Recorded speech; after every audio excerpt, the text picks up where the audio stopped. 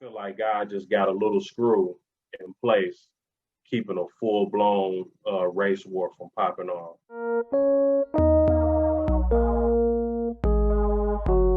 Creative Artmosphere. Hello, everyone. I'm Rita Rue. Welcome to Art and Inspiration, Episode 2. To begin with, let me fill you in on what you can expect from Art and Inspiration. While chatting with a guest, I'll be drawing a cartoon/caricature, and it'll be posted somewhere here on the screen where you can view. And it's my hope to inspire you to pick up a pen, a pencil, a magic marker, and a piece of paper and draw. But if you choose not to draw, it's okay. My feelings won't be hurt. But it's my hope that your time here is time well spent. Now, today's guest is near and dear to me. He's given his life to God. He's a poet. He's a husband. And he's my favorite nephew. Please help me welcome Can't Stop Will. Can't Stop Will, thank you for joining. How are you today? I'm good. Thank you for the opportunity. So, I'm just going to get right into it. I'm opening up with the introduction from your book titled Chronicles of a Poet, Volume 1. And you dedicated your book to God, who gave you the talent to write. And you mentioned that this talent was revealed to you during your middle school years at Thomas Day Gist. Do you remember the name of the class and the teacher's name? No, I can only remember that it was the first creative writing class I ever had. But I can't remember the teacher's name. But it was the first creative writing class I had, and it was the first time I was ever introduced to poetry. Do you remember the steps your teacher taught you to writing poetry? She showed us a lot, but what stood out to me the most was, and she showed me many different forms of poetry, and there are many forms of poetry. But what stood out the most was she started us off with a rhyming pattern for 4 sentences, and you would make 4 sentences rhyme before you switched it to a new pattern. And that's something I still use today. I mean, I mix it up and I use different techniques, but I still, flow with that pattern. I remember taking a poetry class while I was in middle school, and I just never could get the process of writing poetry. I liked it, but I never really understood poetry in general. And I can remember when you were young and you read your poetry to the family. I listened to what you read and I looked at you in disbelief and in awe because the work was so good, the way you expressed your feelings with the pen and putting it down on the paper. I was very proud of you. I appreciate that. Your work has truly evolved Thank you. with added visuals. For anyone who hasn't seen William's earliest body of work, I'm going to play a video, and the title of it is The Future of Can't Stop Will. What's up, y'all? I'm back again. I told y'all I'm gonna keep on dropping them. I'm not gonna stop. This one, I call this one Future. I'm wondering what lies ahead.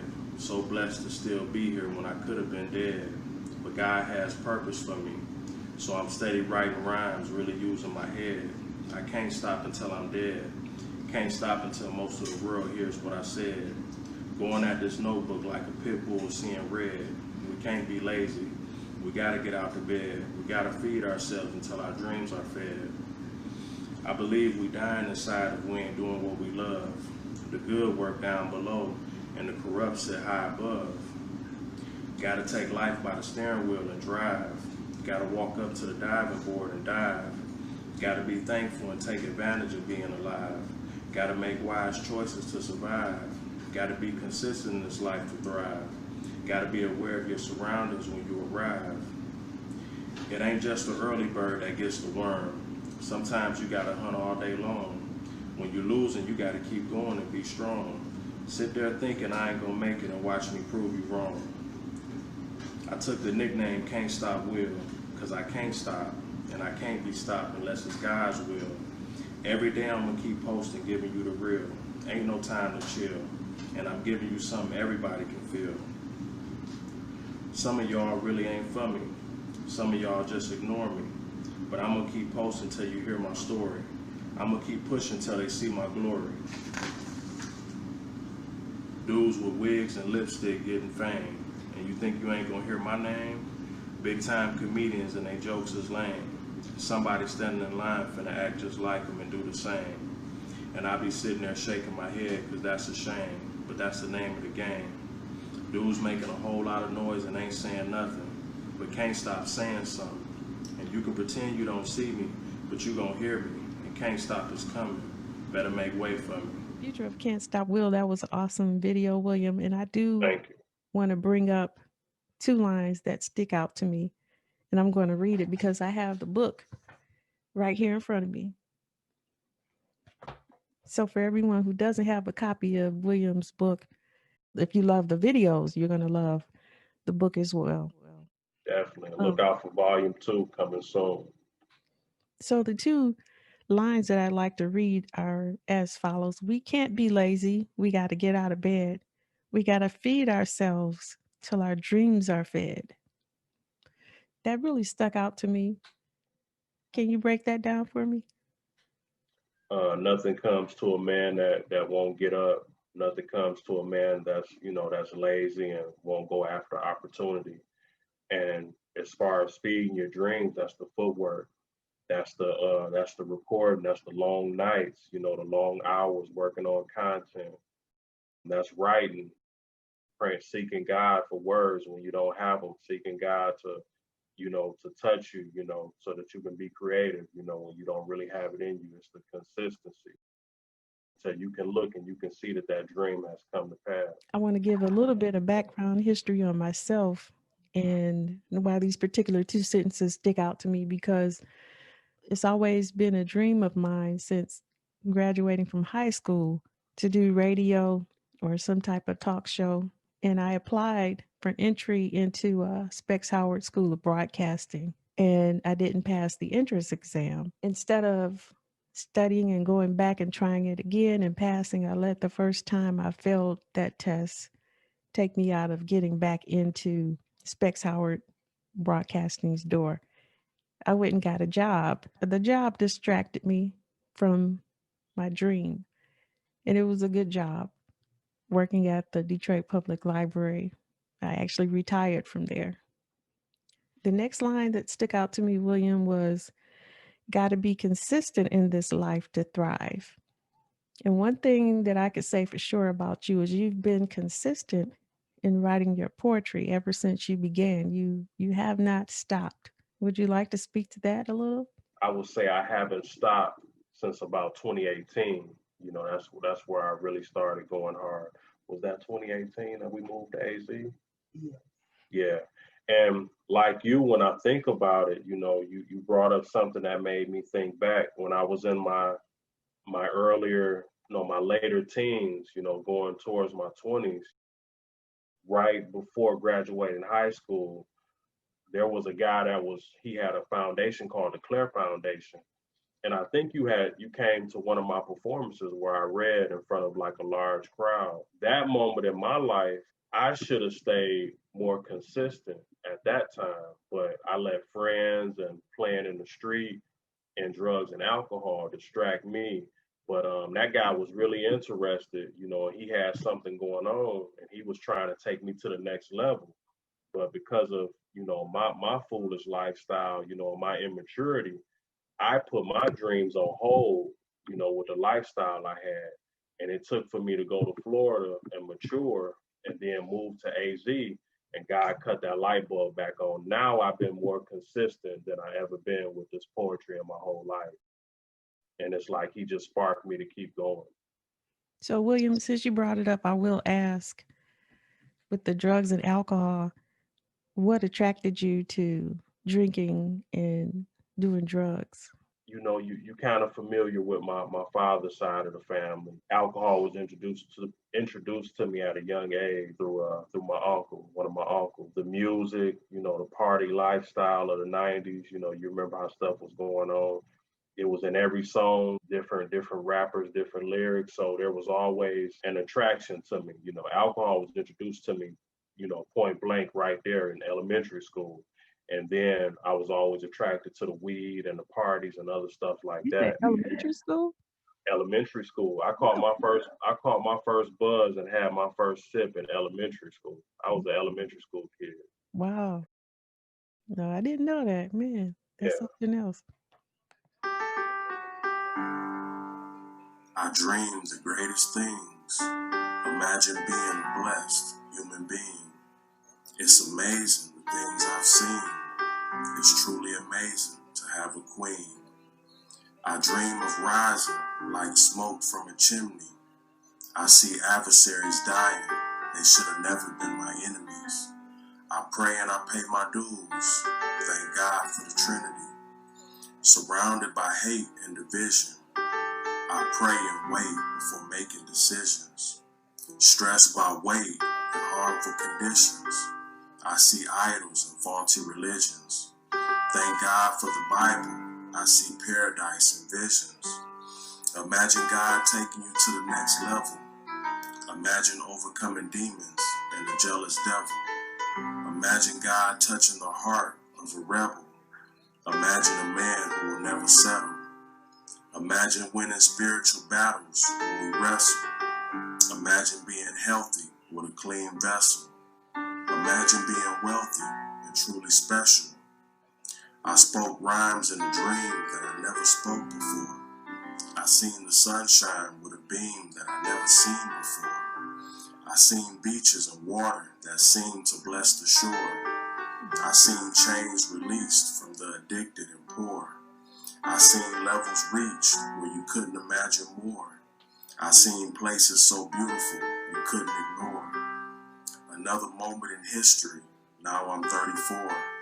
Life is such a mystery, a man can never be sure. I seek Christ for victory and receive what he has in store. I've been in the presence of angels.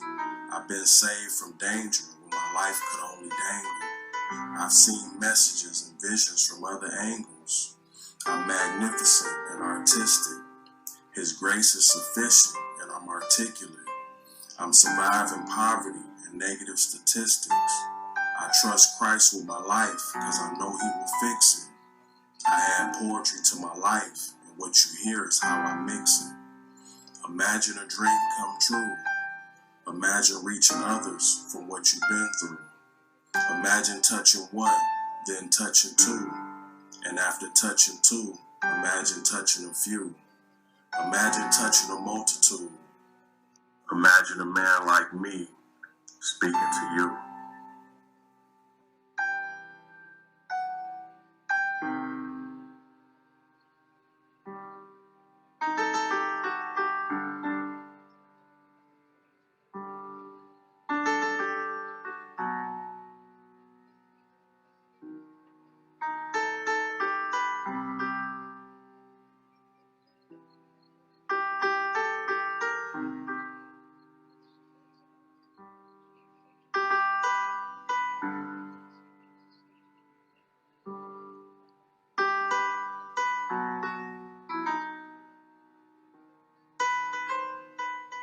Right. Imagine a dream.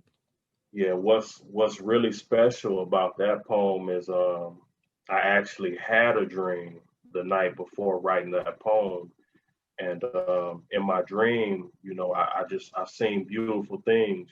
I seen beautiful places and beaches and scenery that I never seen in real life. I heard myself speaking a poem that I never heard myself speak before. So I mentioned that in my poem. I was listening to myself, say poetry that I had never actually written down yet. I think it was like futuristic poetry. I remember meeting up with an agent.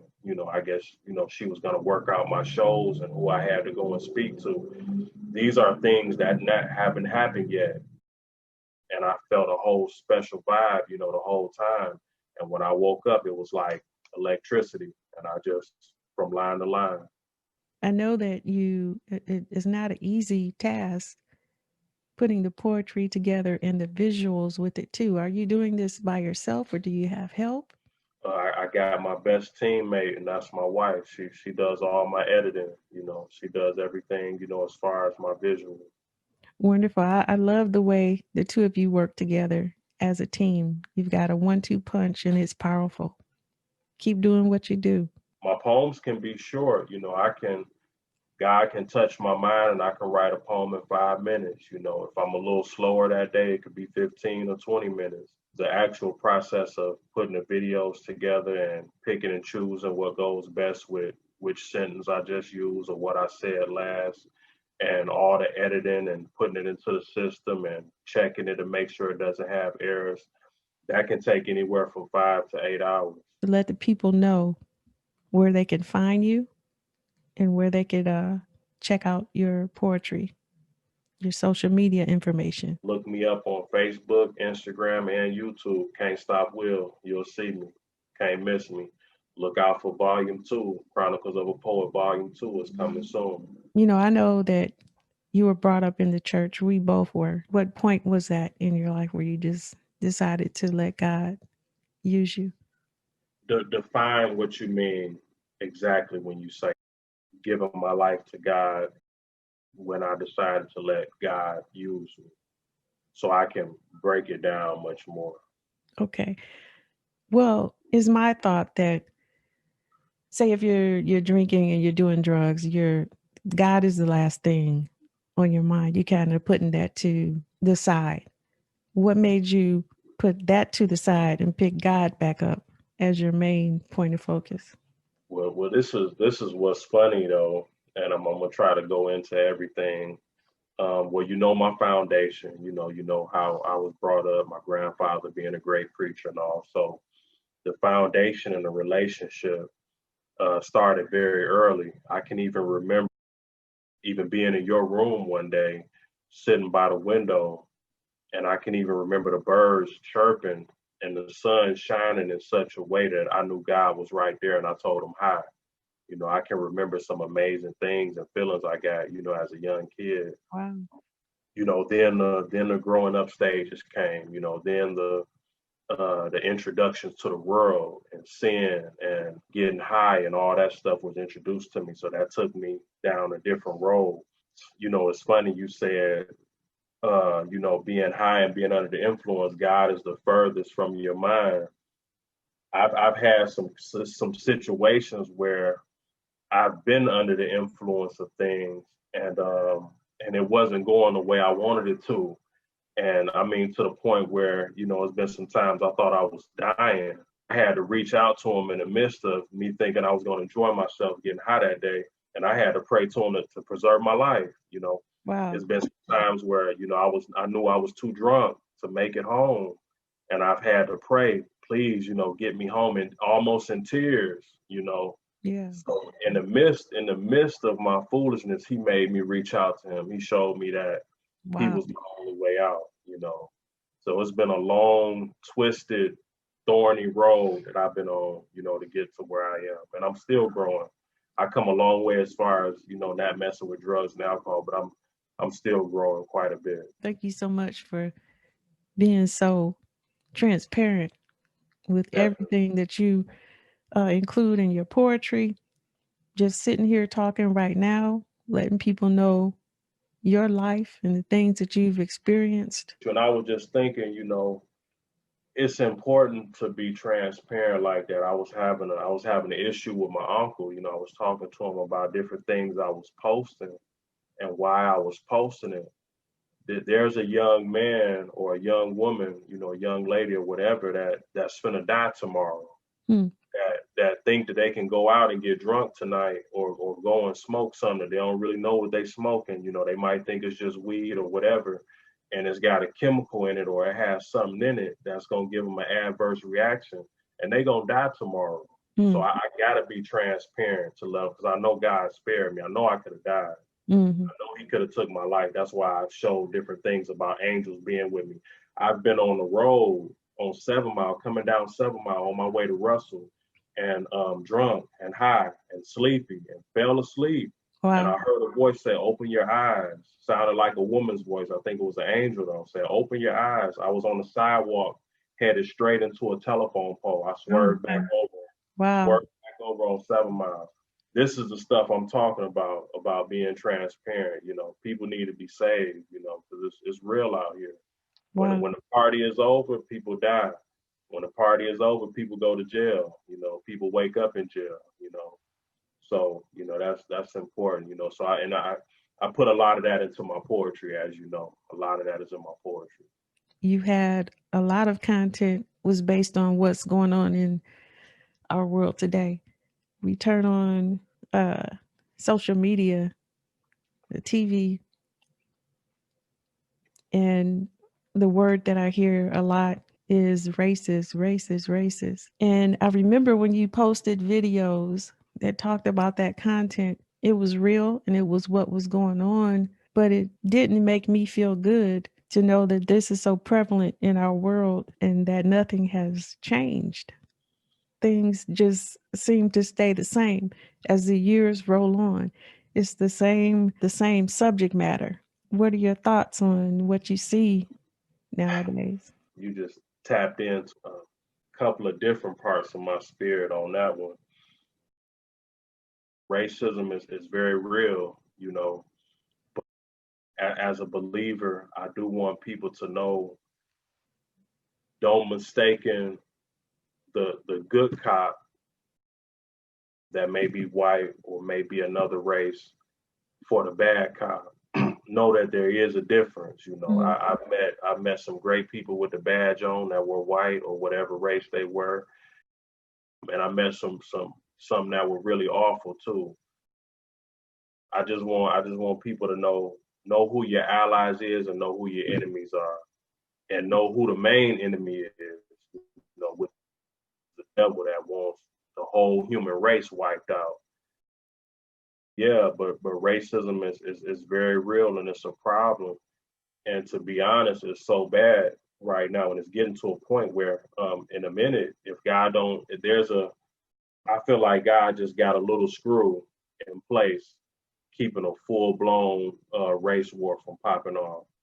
If at any moment in time he decided to remove that screw, it's gonna be, it's so ugly, and the level of racism is built up so high it'll be a full blown war, some kind of civil war almost between black people and those who are racist, you know, and hate us. It's gonna be a serious problem, you know, and it is a very serious problem, you know. I mentioned in one of my poems and one of my videos, you can look it up on YouTube. But I remember an incident where you know, I was sitting on the side of the road, and I happened to answer my phone. The police was dealing with a friend of mine because he wasn't supposed to be in the neighborhood. He was banned from the community, and I was pretty much let go by the other officers. But this other cop came on the scene, and I just remember him just yelling, just going off in a rampage, you know, because my phone rang and I answered it. Get off your effing phone. You're not supposed to be in your phone. Get off your effing phone.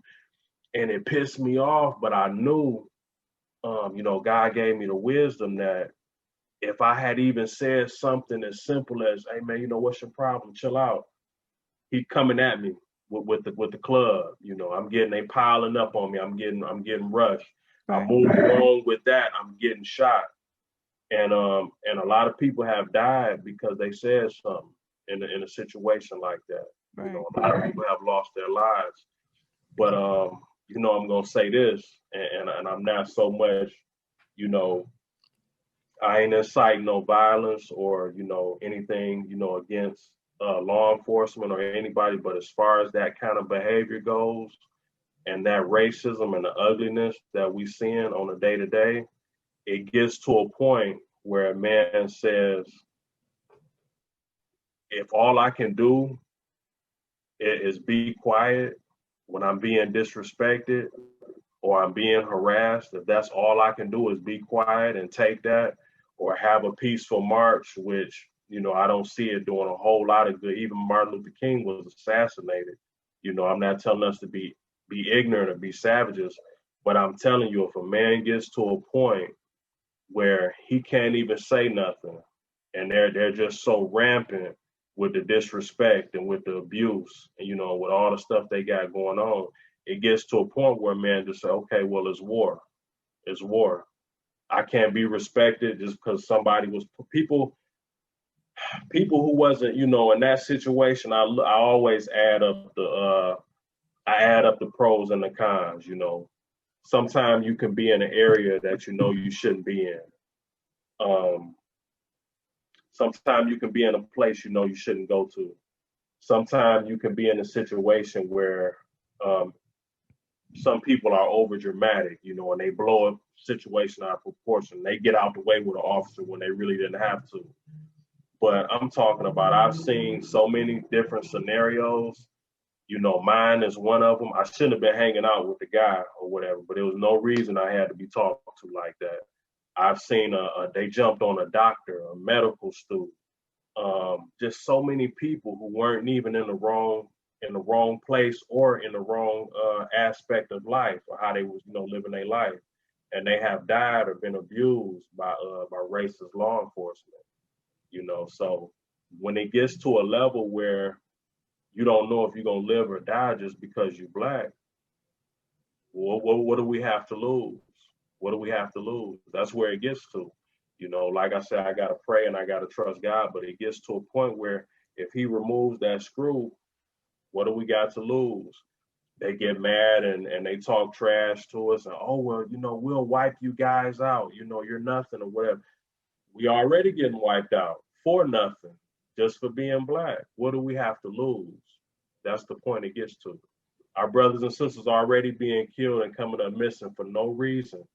I'm not even mentioning the people that's on the wrong side of the tracks. I'm talking about good people who didn't have any reason to be killed. And even some guys on the wrong side of the tracks being killed unjustly.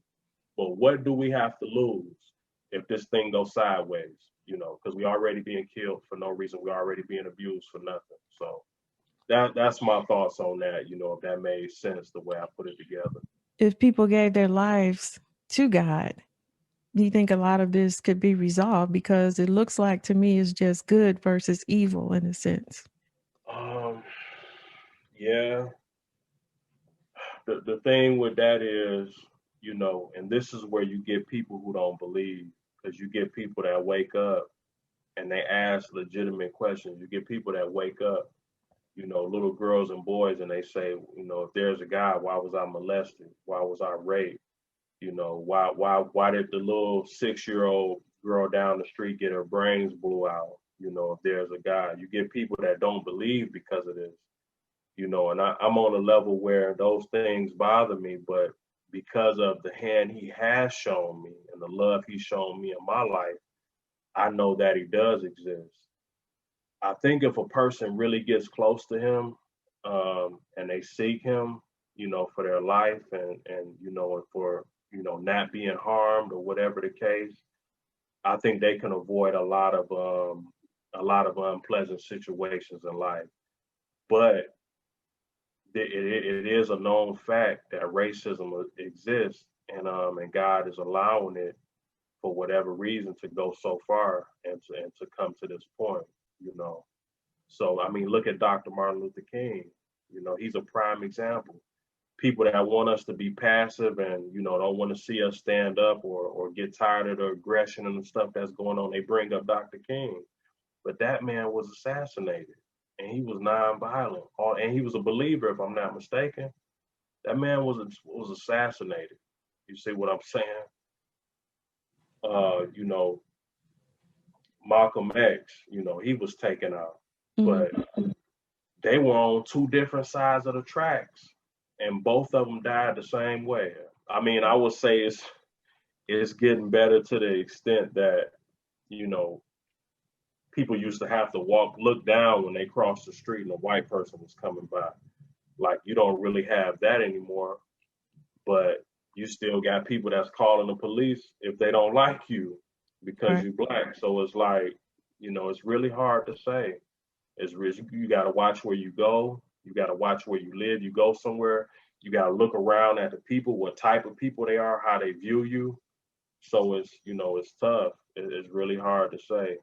But I mean, you can look up story after story and you can find more than fingers that you can count unjust killings of people who didn't do anything wrong at all. You can find more than the hands on your fingers. Matter of fact, you can find so many that you won't want to continue looking them up. Yeah, I was this close. I was one word or even maybe a look. I could even look the wrong way from being a part of that wall of black people that have been killed or harmed in some way. I was this close. Only by the grace of God and me knowing that wasn't my time to speak or wasn't gonna be good for me. I even got one video where a lady she was law enforcement, but she didn't have her uniform and everything on. And by the grace of God, her letting him know that she was an officer saved her some form of further harassment or abuse or Yeah. murder. Like I say, God is holding a screw between a full blown some type of civil race war popping off right now. He's got a little screw, and if he lets it come out, that's it. Yeah. Well, William, let everybody know how they can see your content and how they can get in touch with you. Can't stop Will, can't stop Will, can't stop Will. Facebook, YouTube, and Instagram. Thank you so much, William. Thank you. Thank you, everyone, for watching. And until next time, bye for now. All right.